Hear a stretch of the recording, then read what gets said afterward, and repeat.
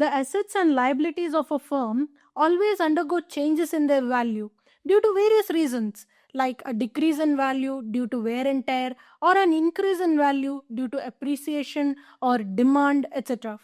However, these changes are sometimes not affected in the books. However, when a reconstitution happens and various adjustments and entries are made, it is also desirable to effect these changes to the assets and liabilities. When a new partner is admitted into the firm stands reconstituted. At such time, it is desirable to revalue all the assets and reassess all the liabilities and show them in the books at their correct and current values. If any asset or liability is missed to be recorded in the books, then such assets or liabilities can also be brought into the books. Such revaluation or reassessment results either in a net gain or a net loss on revaluation, which is to be distributed among all the old partners in their old profit sharing ratio. Why should it only be distributed amongst the old partners? That's because the changes in the value of these items has happened in the period preceding the admission of the new partner. So whatever gain arises out of it should be enjoyed by the old partners, as well as whatever the loss arises out of it should also be borne by the old partners. All the revaluation and reassessments hit the revaluation account, which is created for the purpose of revaluation and reassessment. A final credit in the revaluation account indicates a net gain on revaluation, whereas a final debit in the revaluation account indicates a net loss on revaluation. Various scenarios can arise in the process of revaluation of assets and reassessment of liabilities.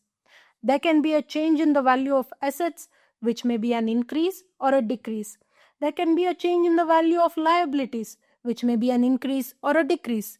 Any asset or liability may be unrecorded, which we should now record in the books. And finally, the net gain or loss on such revaluation must be transferred to the old partner's capital accounts. Now let us discuss these scenarios in detail. When revaluing the assets, if there is a change in the value of assets, it may either be an increase in the value or a decrease in the value.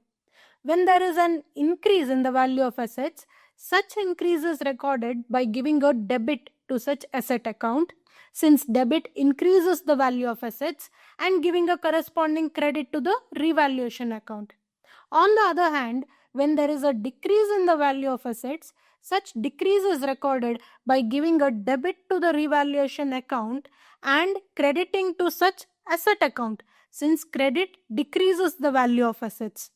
The net effect of these entries is that the required increase or decrease gets effected to the assets, and the assets are shown at the correct and current values at the time of admission of the new partner.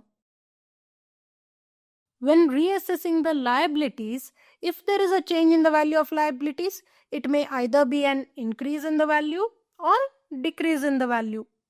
When there is an increase in the value of liabilities, such increase is recorded by giving a debit to the revaluation account and crediting such liability account, since credit increases the value of liabilities.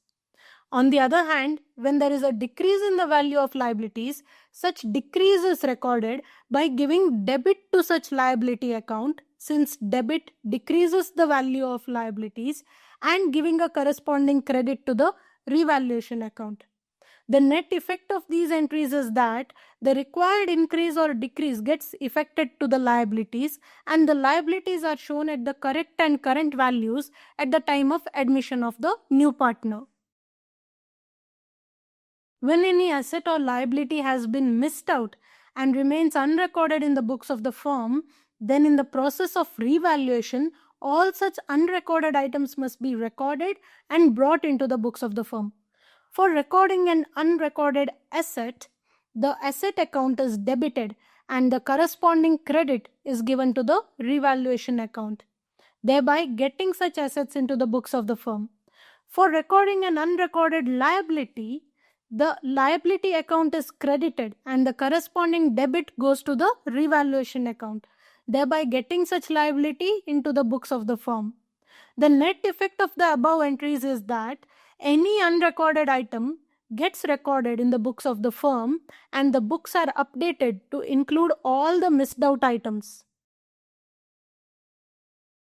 In all the scenarios that we discussed till now, we saw that every journal entry hits the revaluation account, either on the credit side or on the debit side. So finally, once all the revaluations and reassessments are done and all the journal entries are passed, then we have to balance the revaluation account. When we balance the revaluation account, it may give a final debit balance or a credit balance, which needs to be transferred to the old partners' capital accounts in their old profit sharing ratio. When the revaluation account shows a final credit balance, it indicates a net gain on revaluation. Such gain needs to be distributed amongst the old partners by debiting the revaluation account with such balance amount, thereby closing it, and correspondingly crediting the amount to the old partners' capital accounts by dividing the amount between the old partners in their old profit sharing ratio. When the revaluation account shows a final debit balance, it indicates a net loss on revaluation.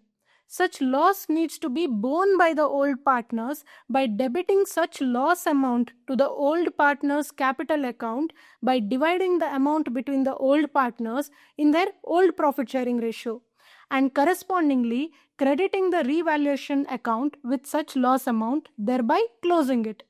The net effect of the above entries is that after effecting all the revaluation of assets and reassessment of liabilities, and finally reflecting all the assets and liabilities at their proper values in the books of the firm, the net gain or loss arising out of this process is finally absorbed by the old partners, and the books of the firm are kept up to date at the time of admitting the new partner.